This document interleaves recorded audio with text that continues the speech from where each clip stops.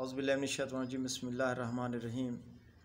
नाज़रीन, मैं सन्यासी हकीम सैयद अहमद चौहान आपकी खिदमत में हाज़िर हूँ। आपसे गुजारिश है कि आप हमारे चैनल को सब्सक्राइब करें और जिन्होंने किया हुआ है उनकी बड़ी मेहरबानी, थैंक यू। अल्लाह आपको खुश रखे, तंदुरुस्ती अता फरमाए, अल्लाह आपकी तमाम परेशानियाँ दूर फरमाए।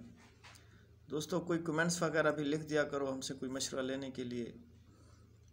वीडियोज़ अच्छी लगे उसको लाइक भी कर लिया करो, क्योंकि हमें खुशी मिलती है, यही आपके हाथों का दिया हुआ इनाम होता है। तो नाज़रीन, मैं आज आपको ये नुस्खा बता रहा हूँ, ये मेरे उन बुज़ुर्गों के लिए है जिनका कान में बहरापन है, कम सुनते हैं। ये अक्सर पहले दौर में ये होता था कि हम क्या, हमारे बाप दादा से ये शुरू से आ रहा है कि हम सर में मालिश किया करते थे। जब हम स्कूल से वापस आते थे तो हमारी माएँ सर में सरसों के तेल की मालिश किया करती थी। तो जब ये सर में मालिश करते हैं तो जो सर के तमाम पट्टों में ये तेल पहुंच जाता है। जैसे हम कोई मशीनरी चला रहे हैं तो उसको तेल देते हैं, तो इसलिए मशीन सेट रहती है। तो ये हमारा जो दिमाग है, सर है, इसका भी ऐसा मामलात हैं। तो नाज़रीन,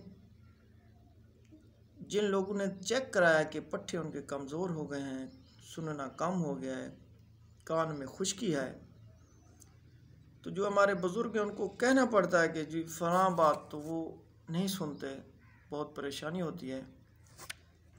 तो ये गिलगित के एक मेरे दोस्त हैं, हमारे मरीज़ हैं, उन्होंने मैं उनका शुक्रगुज़ार हूँ, हमारे चैनल्स को देखते हैं, कि उन्होंने बताया कि मेरे वालिद साहब हैं, उन कम सुनते हैं। जब मेरी बात कराई उनसे तो वो बेचारे वाकई कम सुन रहे थे। तो वो कह रहे थे, मुझे हकीम साहब आप बस मेरी सुने, बाकी जो मेरी दवाई है आप मेरे बेटे को समझा दें। तो मुझे बहुत दुख हुआ। फिर मैंने सोचा कि ये चीज़ हर इंसान की ज़रूरत है, हम क्यों ये बुग़्ज़ रखें दिल में।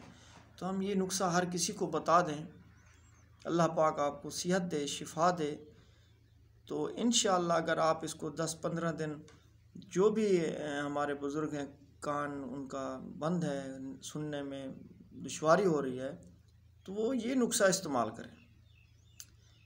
मुझे अल्लाह की ज़ात पे उम्मीद है, इससे बढ़कर कोई नहीं है।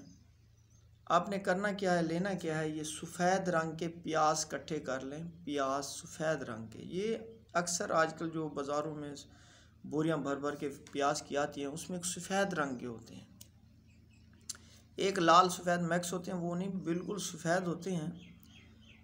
आप वो इकट्ठे कर लें, चाहे 4 हों 5 हों, वो इकट्ठे कर लें। तो अब उनको, जहाँ पे हम घर में आग जलाते हैं, जहाँ आग का सिस्टम नहीं है वहाँ पे गैस है, तो आपने इनको, उनके लिए तो है कि वो इन ओपलों को या इन लकड़ियों को इकट्ठा करके उनके अंगारे बनाए, नीचे ये दफन कर दें, मट्टी जो केरी होती है उसके अंदर दफन कर दें, ऊपर आग जला दें।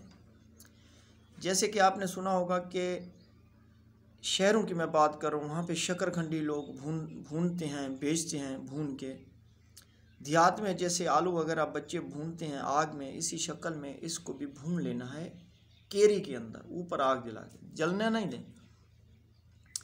अब इन सब को निकाल लें, आराम से इनकी जो ऊपर वाली तह है उनको दूर फेंक दें। अब इनको कूटें, कोई लकड़ की हो कूटने वाली हो, या कोई जैसे कि आपके घर में मुयस्सर है उसमें कूटें। फिर इसको कपड़े में डालकर, मलमल का कपड़ा हो, उसको निचोड़ो, इसका पानी निकालना है। मकसद ये है, इनको भूनने के ऊपर से खल जो उतार दें, इनका पानी निकालना है। पानी को हमने किसी ड्राप में संभाल के रख देना है, ऐसे ड्राप में कतरे वाली हो।